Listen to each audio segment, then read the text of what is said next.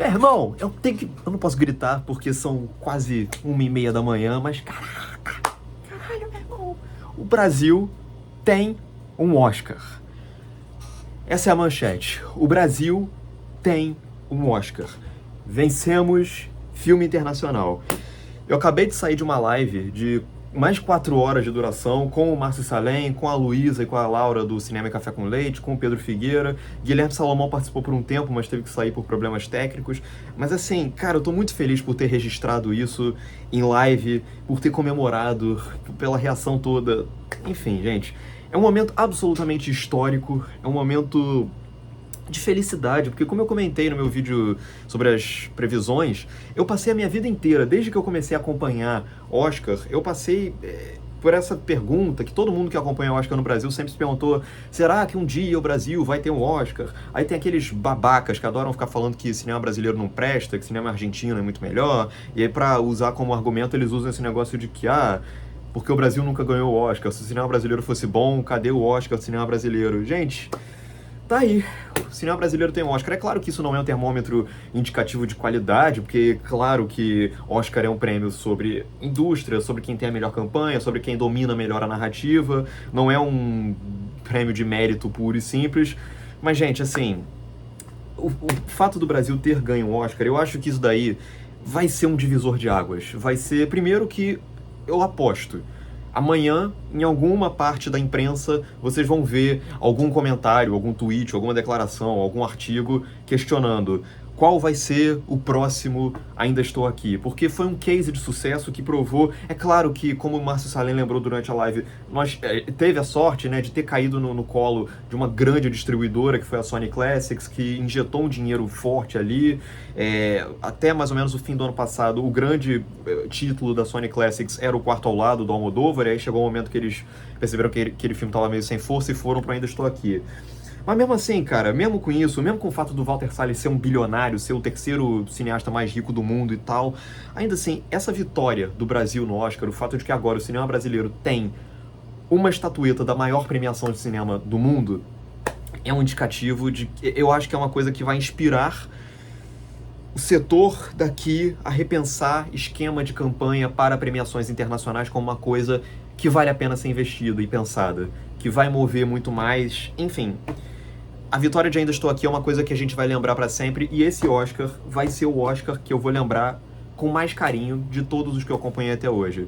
Sinceramente, ter visto a vitória de Ainda Estou Aqui ali fez valer a pena tudo isso que eu andei fazendo nas últimas semanas, desde que começou, desde que eu gravei minha crítica de Ainda Estou Aqui, lá em outubro ou início de novembro, enfim, desde que eu comecei a acompanhar o Festival do Rio, vi a Emília Pérez e tal, e fui gravando os videozinhos de notícias e fofocas e etc, sobre a queda de Ainda Estou Aqui, sobre as surpresas e o ineditismo a queda de Emília Pérez e o ineditismo e surpresas de Ainda Estou Aqui.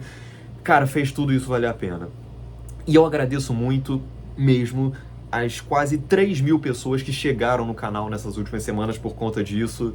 Enfim, eu só vou ter memórias boas sobre Ainda Estou Aqui e Oscar 2025. É tão grandioso, é tão forte isso que aconteceu, que pra mim eclipsa completamente a Fernanda Torres ter perdido Melhor Atriz. O filme ter perdido o melhor filme todo mundo já sabia, ninguém nunca teve qualquer esperança nisso e tal, mas...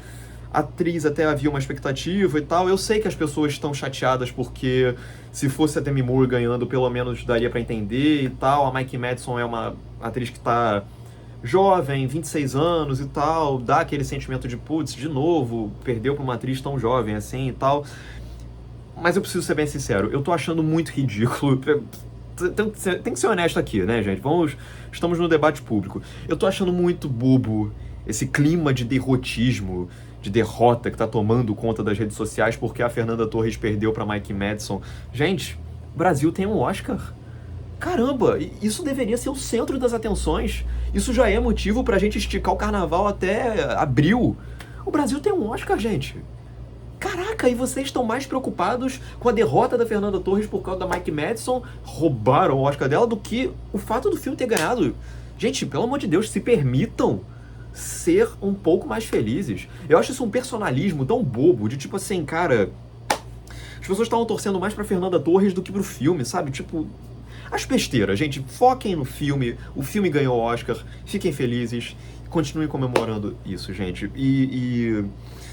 Mais uma vez, cara, até poucas semanas atrás isso parecia impensável, porque Emília Pérez começou como franco favorito, 13 indicações indicam que a indústria abraçou o filme, e aí, enfim, Ainda Estou Aqui surpreende sendo indicado a melhor filme junto com Emília Pérez, e aí passa a se criar uma situação em que pode ser que Ainda Estou Aqui ganhe o Oscar que parecia impossível até pouco tempo atrás. Aí vem os tweets da nossa querida Carla Sofia Gascon, o monarca espanhol. Muito obrigado, Carla Sofia Gascon. Eu vou guardar você no meu coração para sempre. Primeiro, porque você me rendeu mais ou menos 2.000 inscritos no último mês. Segundo, porque você acabou de render ao Brasil o seu primeiro Oscar. Eu não sei quando vai ser a próxima vez na minha vida que eu vou ver o Brasil ganhar o Oscar. Então, por isso mesmo, eu tô muito feliz de ter vivenciado isso, por ter registrado. E, pra mim, isso é muito maior do que... a Mike Madison ganhou. A Nora é bom, tá, gente? Não precisa performar... meu Deus do céu. Não, tá. A Nora é legal. Não é o melhor filme do ano, mas é um ótimo filme. E a Mike Madison tá muito bem no filme também. Não é a melhor atuação do ano, mas tá bem. E o Brasil ganhou, cacete. Isso que importa. É isso que importa. Que isso seja o centro das atenções da noite. Bom, agora outras coisas que eu gostaria de discutir aqui. De um modo geral, eu diria que foi um Oscar bastante previsível, porque eu fiz o meu vídeo de previsões, são 23 categorias, das 23 categorias eu acertei 1, 2, 3, 4, 5, 1, 2, 3, 4, 5, 6, 7, 8, 9, 10, 11, 12, 13, 14, 15, 16, 17, 18 categorias. 18 categorias que eu acertei. Foi um Oscar bastante previsível, mas os imprevistos foram curiosos, porque, vamos lá, os maiores imprevistos pra mim foram nas categorias de curta-metragem. E o mais espantoso pra mim é que eu errei, e quem ganhou nessas 3 categorias não foram sequer os filmes que eu considerava o segundo lugar. Não. Foram filmes que pra mim foram zebras completas em curta-metragem. Eu não esperava. Eu tinha apostado em curta animado, eu tinha apostado no Wonder to Wonder. Segunda opção talvez fosse Beautiful Man. Eu não esperava In the Shadow of the Cypress. Foi uma vitória que eu fiquei feliz, porque In the Shadow of the Cypress pra mim foi o melhor dos 5 curtas animados. Nenhum deles maravilhoso, mas foi o melhorzinho pra mim. Curta documentário, eu tinha apostado no I Am Ready Warden, talvez com Incident, que seria o meu voto em segundo lugar, podendo ganhar. Ganhou The Only Girl in the Orchestra, que pra mim foi um filme que eu achei só qualquer coisa. Esse daí eu fiquei meio amargo. Curta-metragem eu tinha apostado no Alien, ou Alien. Segundo lugar talvez fosse o The Man Who Could Not Remain Silent, porque ele tinha ganhado a Palma de Ouro. Ganhou I Am Not a Robot. Enfim, essas categorias de curta foram bastante imprevisíveis. Outros Oscars que foram surpresas, o único das categorias técnicas que me surpreendeu foi montagem ter ido pra Nora, mas também não foi exatamente uma surpresa, porque pra mim a Nora era o filme que me parecia mais lógico ganhar até algumas semanas atrás. Pela montagem do filme ser uma montagem que chama muita atenção pra si, nesse sentido de construir primeiro esse caos da primeira metade do filme, depois esse fluxo quase monótono, não chega a ser monótono, mas uma coisa bem mais... A primeira metade é o sonho, é a fábula, é aquela coisa espontânea, animada, empolgante, e aí faz sentido ser esse turbilhão e tal, e a segunda metade é uma coisa mais a vida real explodindo na sua cara, então é uma coisa mais... um ritmo mais alongado, uma coisa mais... enfim, o fluxo ao longo de uma noite inteira. Enfim, pra mim fazia muito sentido a Nora ganhar a montagem, mas o Conclave tinha ganhado prêmios de montagem importantes, então eu apostei no Conclave, deu a Nora. E quando a Nora ganhou a melhor montagem, pra mim ficou sacramentado que ele ia ganhar melhor filme. Teria que rolar uma mudança de rota muito drástica ao longo do caminho pra a Nora perder o favoritismo nas categorias principais. E aí eu gostaria de destacar, antes de voltar pros prêmios principais, pra mim, junto com a vitória do Ainda Estou Aqui, a segunda coisa que fez valer a noite pra mim foi a vitória de No Other Land em documentário, porque a gente tá vendo essa barbárie acontecer na Palestina. Tem esse documentário que é palestino, é sobre o conflito Israel-Palestina, mas ele foi rodado antes do 7 de outubro, então antes dessa ação massiva do Netanyahu a partir daí. E eu achava que pelo lobby sionista absolutamente potente que existe em Hollywood, a ponto de existir quase que um macartismo contra pessoas que apoiam a Palestina livre, e agências perseguindo agenciados, deixando de atender agenciados grandes, atrizes sendo demitidas de franquias grandes por serem pró-Palestina, perseguição e tal. Eu achava que Nomadland, eu tinha apostado nele mais por ele ser o filme mais comentado da temporada, em termos de documentário, do que necessariamente por ser um filme que eu achava que a vitória dele ia ser fácil. Eu apostei nele, mas eu tinha o sentimento de que a academia ia premiar Porcelain War mais uma vez por mandar um recado sobre a guerra da Ucrânia. Então, Porcelain War é um filme que eu acho muito mais ou menos. Então, a vitória de No Other Land e o discurso da equipe de No Other Land, dos diretores de No Other Land, falando sobre isso, falando sobre Palestina livre de uma maneira tão direta, no meio de uma cerimônia de uma indústria que é tão sionista, cara, pra mim foi emocionante demais. Demais. Então, todos os aplausos do mundo pra No Other Land, que além de tudo é um filme absolutamente extraordinário. Eu coloquei ano passado em segundo ou terceiro lugar da minha lista de melhores do ano. Esse foi o prêmio pra garantir a noite. A animação, eu tinha feito uma aposta de risco no Flow, porque estatisticamente o Robô Selvagem estava na frente, acabou que deu Flow mesmo, o meu feeling foi bem até nesse sentido. E fora isso, as outras categorias, as categorias de atores, tirando a atriz, foram bastante previsíveis, e mesmo a categoria de atriz, tá todo mundo falando da vitória da Mike Madison como se fosse uma completa zebra.